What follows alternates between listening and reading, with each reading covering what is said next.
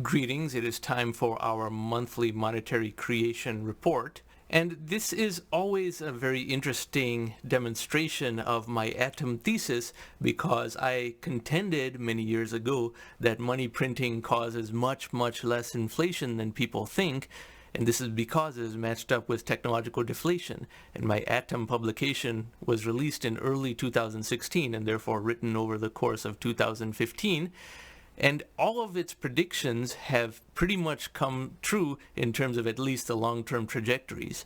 Money printing causes much less inflation than people who study formal economics textbooks would think, because those formal economics textbooks are 50 to 70 years out of date.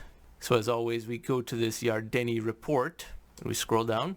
These are the four biggest central banks of the world that comprise 85 to 90% of all of the world's cumulative money printing, and they are as follows. The red line is the US Federal Reserve, the blue line is the European Central Bank, the green line is the Bank of Japan, and the orange line is the People's Bank of China, and all of them have been in an upward money printing trajectory, and now they're all deprinting. And take note of this little spike in the US Federal Reserve. That was $300 billion of money printing for the Silicon Valley Bank bailout, which I'll talk about later in this video. You can see my entire analysis of the Silicon Valley Bank bailout in this video up here in this tag. That is a 3-part series.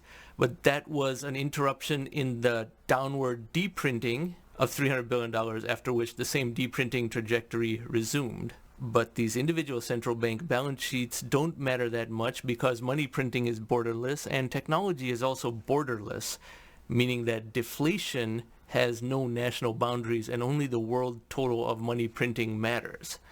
Therefore, taking a sum total of these four central banks is the correct approach, which is this line. And as you can see here, money printing began in 2007-2008 because of a weakening economy from the housing crisis. There was an acceleration in money printing to avoid a deep economic bust, but then money printing could never stop because technological deflation began to show up in more and more places.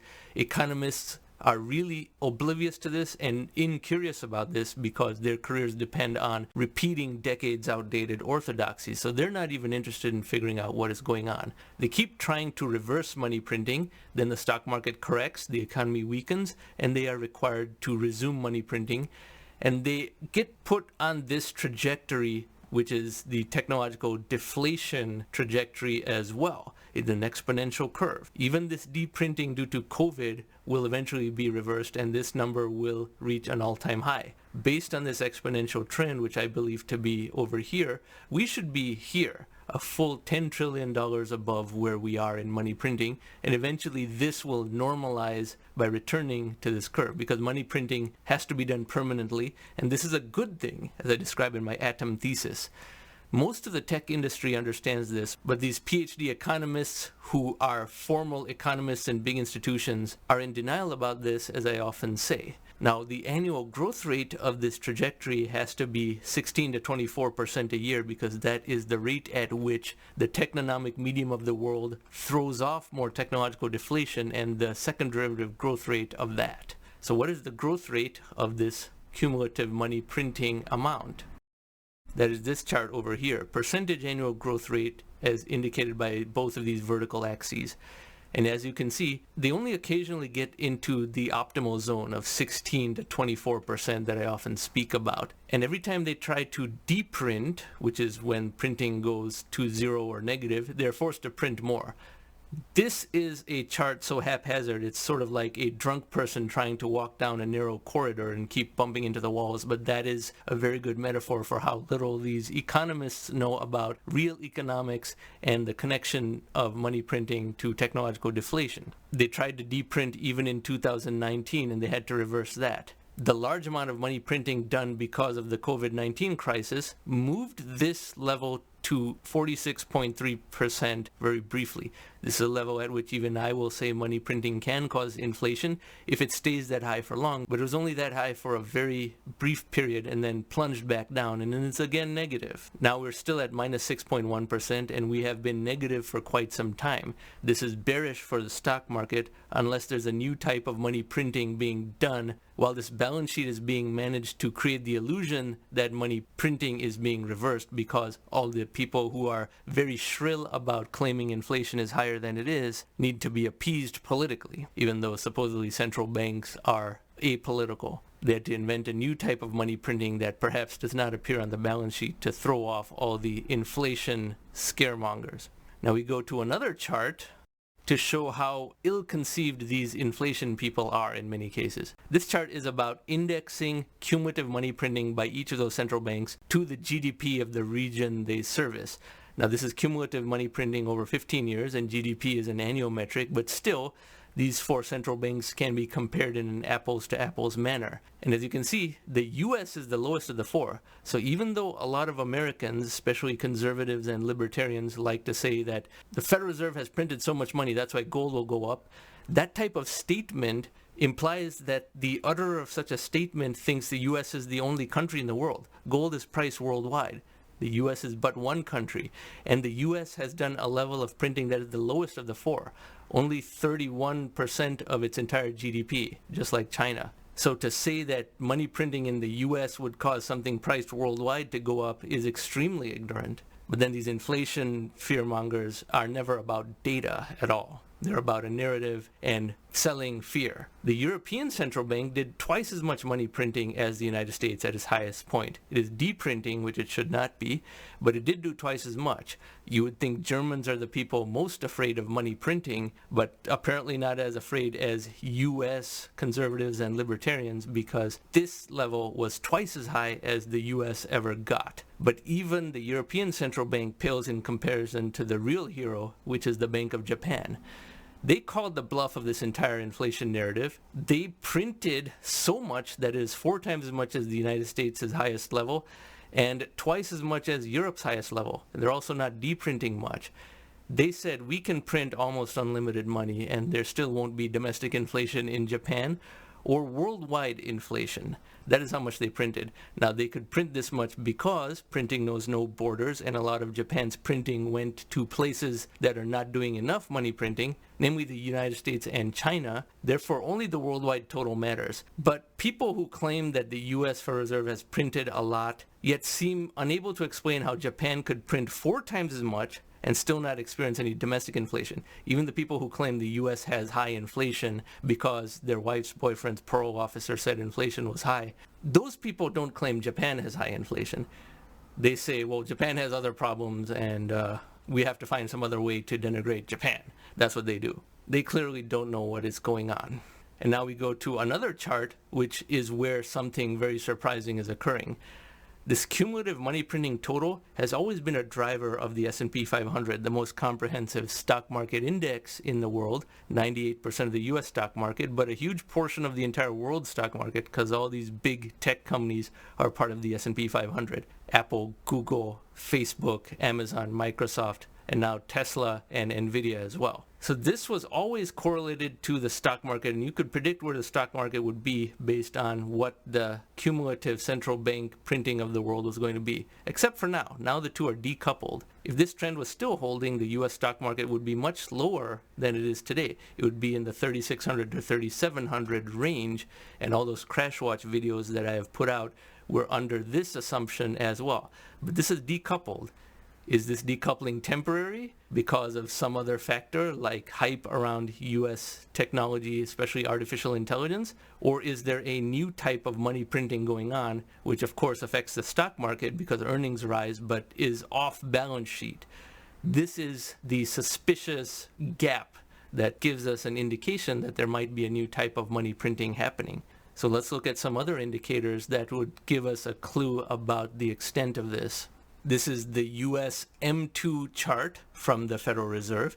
M1 is the most short-term liquidity, but M1 is a small subset of M2 because M2 is the one that comprises brokerage accounts and other less liquid savings and therefore a bigger determinant of the stock market.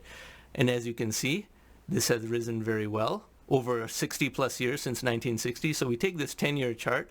We can see we had a steady trend, then the departure from the trend due to the emergency money printing because of COVID-19, and then this tightening, but now this seems to be rising again, even though the Federal Reserve balance sheet is going down. So let's look at this more closely.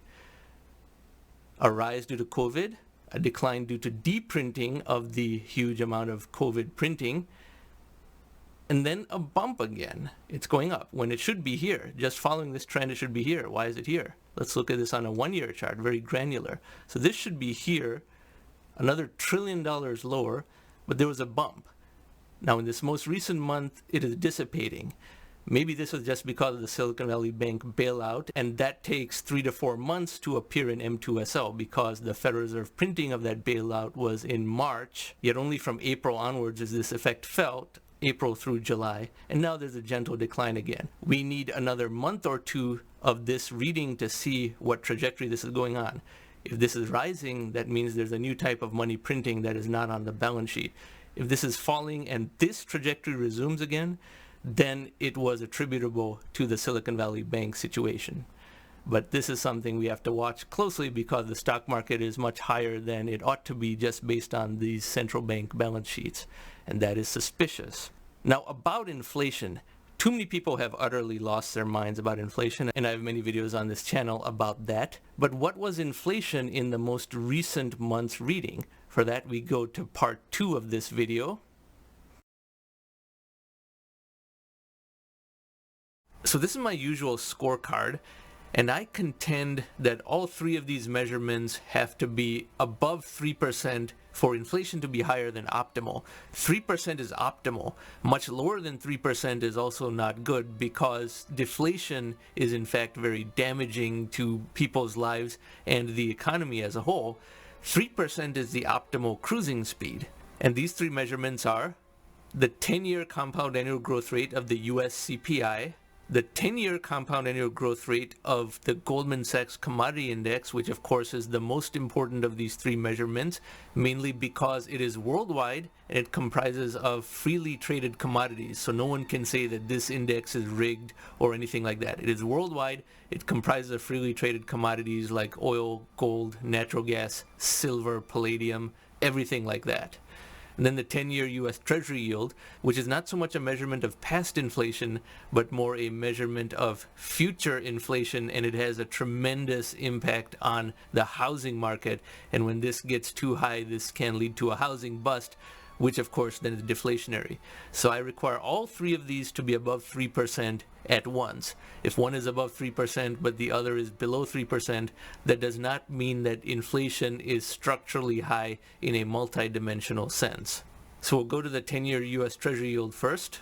10-year U.S. Treasury yield, 4.32%. That's a little high. That's well above 3%. Now historically that is low compared to the 1970s and 80s and even 90s, but that is higher than 3%. As you can see here, it gets to a certain ceiling around 4% then falls back. Because if it goes any higher than this, that will be catastrophic for the US housing market. But this is 4.32%. Now we go to the Goldman Sachs Commodity Index. Goldman Sachs Commodity Index, and in these tabs over here you can take the time frame. I take the 10-year tab. This is still in deflation, minus 0.5%. Now there is a concerted effort to push oil prices higher by the governments of the world. And if we were wondering why the US Federal Reserve was raising its front-end Fed funds rate so aggressively when the CPI was already low, that was obviously because of a coordination between the governments of the world to push oil prices higher to cause technology to adapt away from oil or to make oil consumption too expensive and for people to get by with less. And this won't go quite the way they have anticipated because they're trying to force more people into public transportation. Instead, more people will work from home, so there will be a tremendous bust in office prices. And I'll talk about that a bit more later in this video. But this Goldman Sachs Commodity Index is still in deflation. Oil prices are lower than 10 years ago, Gold prices are about the same as 10 years ago. Natural gas is also much lower than it historically has been. And this is the most important measurement because it is unriggable and it is worldwide. I cannot say that enough times. Now we go to the US CPI.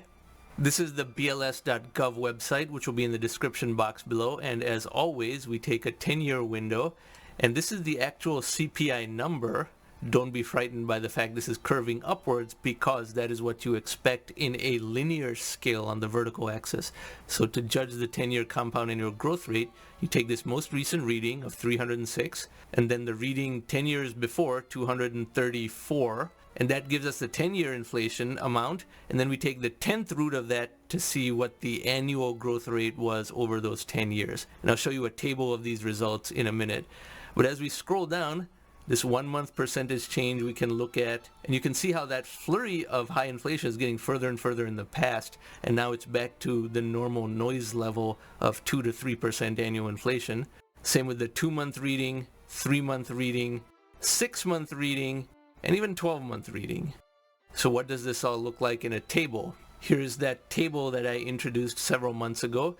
And this puts everything into perspective if you didn't like that graphical representation that we just saw. The 1 month, 2 month, 3 month, and 6 month readings have to have a factorial applied to them. So 1 month then to the 12th power, 2 months to the 6th power, 3 months to the 4th power, 6 months squared, and so forth, because then you get the annualized CPI gain over whatever window you want. The 1 year is 3.7% as a CPI gain amount. And then as you take longer windows, 2 years, 3 years, 5 years, and 10 years, you have to take a square root, cube root, fifth root, and 10th root to get this annualized CPI amount. And as you can see, the measurement that we look at is the 10-year compound annual growth rate, which is still 2.7%. These short-term windows can be very volatile. This month we had 0.6% as a 1 month reading, but there are months that have negative readings as well, in which case this goes negative. As we get to longer windows, it becomes more relevant, and the 10-year window is what we look at, 2.7%. I added one more row to this table just to look at the entirety of the 21st century, for those who are interested in an even longer term window, because money printing, quantitative easing has been going on now for more than 10 years. We're now into year 13 or 14 of it. And this supposed inflation that is going to happen, that people say, well, it just takes time for the inflation to manifest. How much time do you need? Because the CPI growth over the entirety of the 21st century, January 1st, 2001 onwards, is 2.5% a year.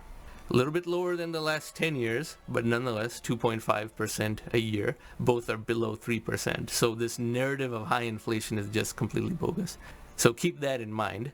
And of course, it will take even heavier spikes to move this higher because it now covers 23 years versus this is 10 years. Now we go back to my scorecard. So the 10-year compound annual growth rate of the US CPI, the 10-year compound annual growth rate of the Goldman Sachs Commodity Index, and the 10-year US Treasury yield. Today, September 16th, 2023. What do we have? So as we saw, the CPI is still at 2.7%, slightly below 3%. The Goldman Sachs Commodity Index is at minus 0.5%. That's why inflation is just not high. Commodity inflation is the most important type of inflation because wage inflation is more vague, as I've explained many times. Wage inflation is inflation for the consumer, but it's simultaneous with a wage increase for the provider.